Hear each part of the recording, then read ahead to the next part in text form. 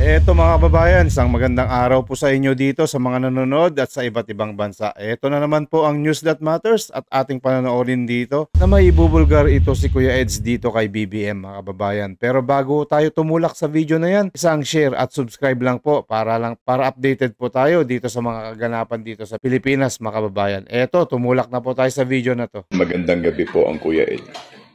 Magandang gabi sa iyo, Diretsuhan Kuya na Eds. lamang po tayo. Total, you're trying to accompany and prepare para sa gera. Talagang gusto nyo ang Pilipino ay matapang, no?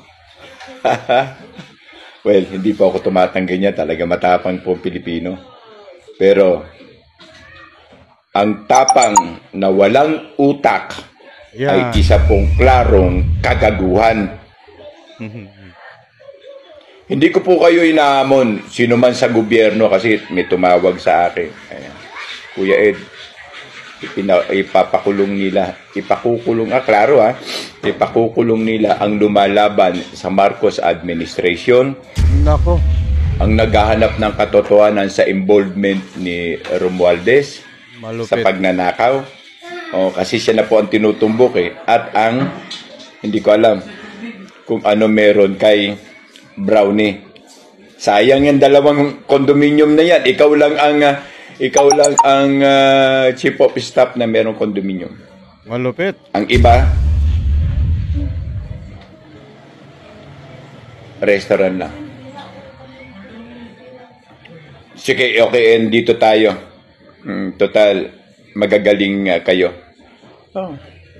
Pero kaming taong bayan, ngayon kaming taong bayan ay nagsasabi din sa inyo. Tignan nyo ang kalikasan. Warak, wasak, lupaypay ang bayan ng Cebu nang dahil din sa kalikasan. Ang pamunuan under by Governor Gwen. Yung kanyang mining project doon. Isipin nyo kung gaano katindi ang hagupit ng pagsira sa kalikasan. Ngayon, pati na rin ang Sierra Madre. The only defense style para masuportahan at maidepensa sa anumang pagdalaw ng bagyo, ang kalikasan. Ang inang kalikasan ng Sierra Madre. Alam ko po, matatapang kayo, putang ina. Kaya nyo, kayo nasa pamunuan Putang ina. Ipakulong kami. Medyo yan lang po. Kasi hindi naman din ako tanga. Kung magpapakulong ako sa inyo, sa katotohanan, meron akong sinasabi at namin. Okay? Hindi kami tanga. Huwag nyo kaming idamay sa inyong mga katarantaduan. Ito na lang, tarantaduan ba? Sa klaro na lang na sitwasyon. Kung matapang talaga kayo, kung gusto nyo ng gera, unang-una, gera sa korupsyon.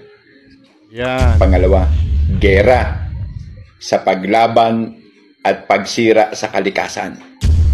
Pangatlo, gera upang harapin at i-develop ang ating likas na yaman. Dahil meron pa tayong 4 na area o 5 area sa bansa natin, kasama ang West Philippine Sea, Malampaya, and the others, na pwede pong pagkunan ng oil for almost 100 years. Pag yan po ay na-develop ng mga matatapang na sinasabi ninyo, tataas ang ating ekonomiya. Masusuportahan ng pag-develop ng likas na yaman na to ang atin pong mga pangangailangan. Pati po ang ating kaapu-apuhan ay makikinabang for almost 100 years na makakuha ng oil. Isang halimbawa po dito bayan ay ang Burkina Faso sa ilalim ng presidente na Ibrahim Traoré. Ang kanilang pera ay walang binatbat at walang inantas. Walang itinumbas sa pera ng Pilipinas sa piso. Pero ngayon, wala na pong binatbat ang piso sa pera nila. Dahil bakit? Alam natin ano meron sa development. Kaya nga tulo ang laway ng British, ng Amerika at ng France. Sa kanilang sa kanilang pangingialam na ngayon po ay hindi na pinahintulutan ng presidenteng ito. Tignan nyo ang kanilang mayabong na pag-unlad ng ekonomiya. Yun lang po ang isang utak ng isang matapang. Uulitin ko po. Ang tapang na walang utak ay isa lamang kagaguhan. Tama. 20 to 30 days. Siguro naman 20 to 30 days kapag dinevelop natin ang isang area na merong positive of high development ng oil at makakuha tayo ng 1,000 baril. Siguro naman kahit papaano maiibsan ang ating pangangailangan. Babawasan ang ating utang, mga kababayan. At makakuha ulit tayo ng 1,000 baril pa uli, maiibsan ang ating pangangailangan. Saan? Sa trade industry. Hanggang sa ma-develop ang Pilipinas ng tungkol sa mga likas na yaman na meron tayo. Yung gera na antapang lamang. Alam naman namin kung ano laman ng gera. Walang pinuno ang nasa piba. Ang pinuno ay nandoon sa General Headquarters. Kaya kung ako sa inyo, ang gerahin natin ay ang tatlo na sinasabi ko. Tama gera po kayo. Sa korupsyon, gera sa pagmamalabis at pagwalang hiya sa ating kalikasan, at gera para i-develop ang ating likas na yaman. Pustahan tayo sa loob ng 30 days na sinasabi nyo. Maraming tulong ang aabot sa BRICS, sa France, at sa Amerika. Kahit hindi natin sila awayin, ang kanilang tulong o aid ay darating dahil gusto nilang mapakinabangan ang ating likas na yaman. Yun lamang po.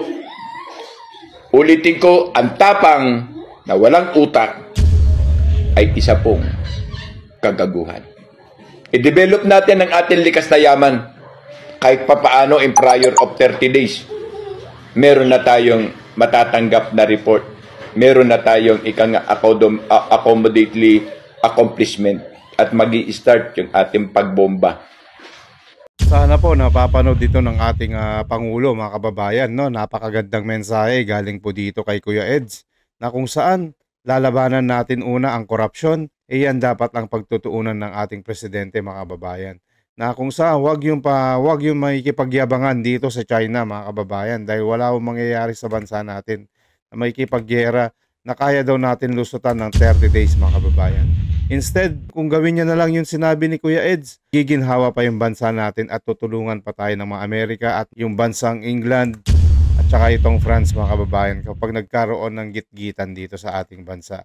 Mga kababayan, tumulak na po tayo dito sa video na to na kung saan yung interview dito ni Kuya Ted Filon dito kay Attorney Conti, mga kababayan, na kung saan pag-uusapan dito yung warrant of arrest ni Senator Bato. Doon sa paglalabas po ng balitang ito over the weekend, ang dami kaagad pong mga kung ano-anong nanganak na istorya po dito, Attorney.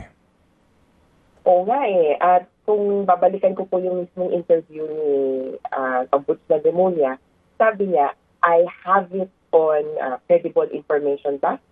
Kumbaga, may nagsabi sa kanya, hindi na nakita niya yung warrant. Kaya, fake news. Pong, sa madaling salita, fake news. Wala, kumbaga. Pero ang pinangahawakan niya ay hearsay information. Kung ano man, sabi namin, huwag na tayong mag-speculate pa kung may lalabas ba o wala. Kasi para sa amin, meron yan. Ang tanong na lang ay kailan. Po, siguro, magandang pagkakataon ito na pag-usapan yung mechanic ng paghuli. Kaya maganda yung maganda po yung may reaction yung Senate, kailan nila ipapahuli after, wag daw sa loob ng Senado. Nagsabi naman yung Executive Secretary, i-extradition namin. Kaya ngayon pa lang, medyo nagkakaroon na ng talastasan tungkol dyan. Para pag dumating na yung mismo, konti na lang yung tanong o konti na lang yung diskurso. Ayun na nga. Kasi marami tayong tanong dyan, attorney, no? Unahin ko muna yung sinasabi po ninyo, yung paano yung magiging proseso na ang sabi po ninyo sa inyong pahayag sa inyong social media, ito po ay kung maaaresto siya, ay maaring through surrender at hindi po extradition. Tama po? Paki-explain po yun sa amin, attorney.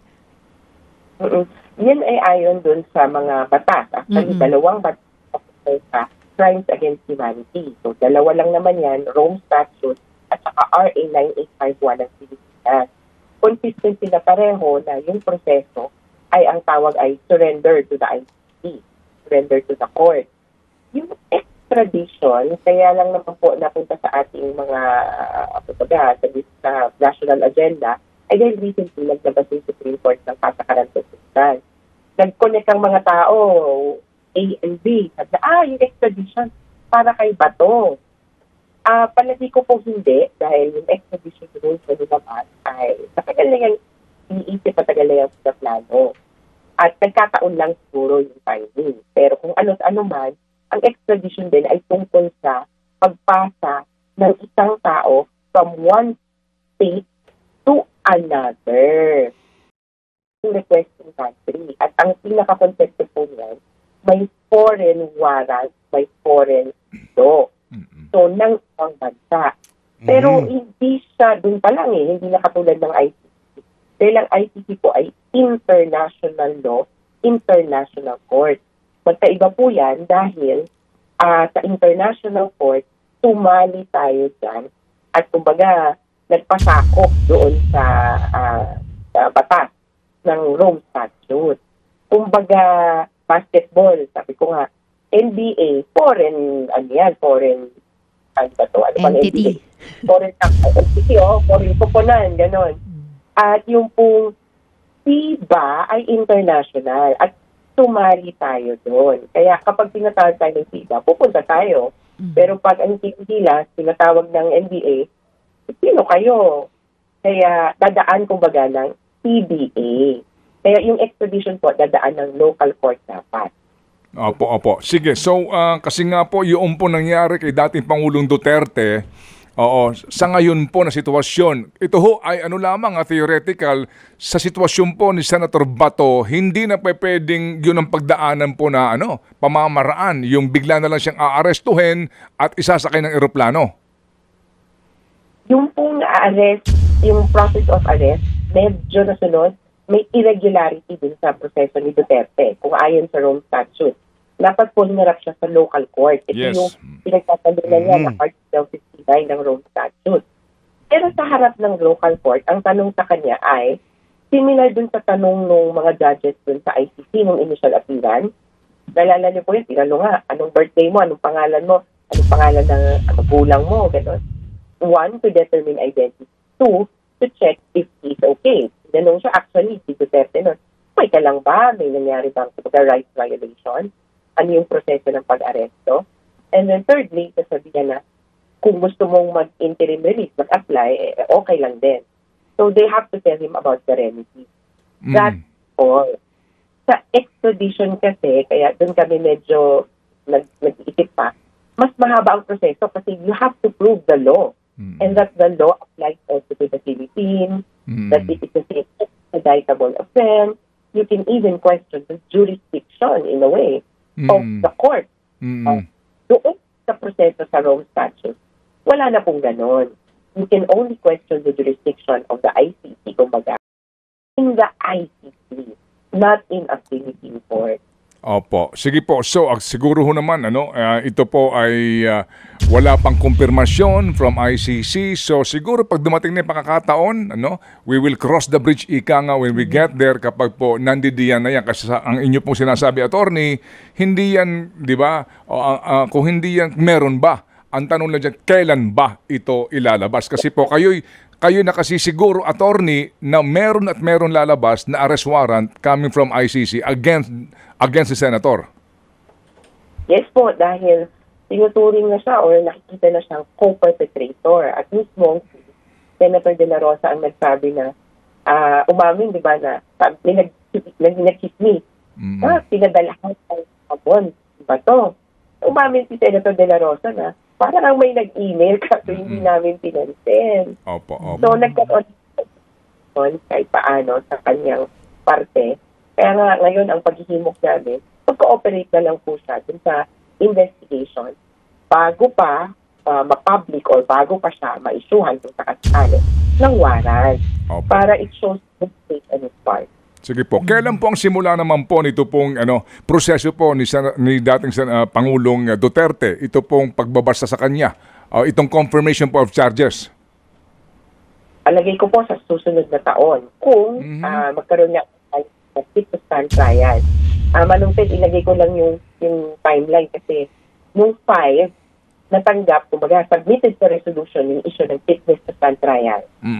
Nakatanggap dapat ng ICC yung mga comments ng prosecution, defense, at saka ng victim.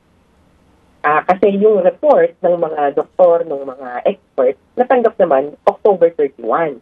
So ngayon, hawak ng judges at pagpapasyahan nila. Sabi nga nung isang dating judge, it could take them 2 weeks. Ngayon nga, mag-1 week na halos. So maybe 2 weeks to decide. Ang problema, break ng ICC sa parang December 12 hanggang January 5. Kaya, ever pagpasyahan nila, sabi nila, yes, fit to stand trial, ang hearing next year na. Opo. Kaya pinili po yung huling yung huling ganyan. Nag-decide ang judges. Ito lang example. So, sa Eid case. Example, December 15 nilabas ang decision. Pinet ang susunod na hearing ng January 29. Opo. Kaya posibleng ganun kabilis, depende yan sa kung handa na tayo din sa confirmation of charges. Opo, okay. Sige, so mauna muna ho yung kung siya ba ay fit to stand trial. That's going to be the first decision. And then yung scheduling po noong pong desisyon kung talaga pang may basihan itong demandang ito. Ganun po yun, attorney, no?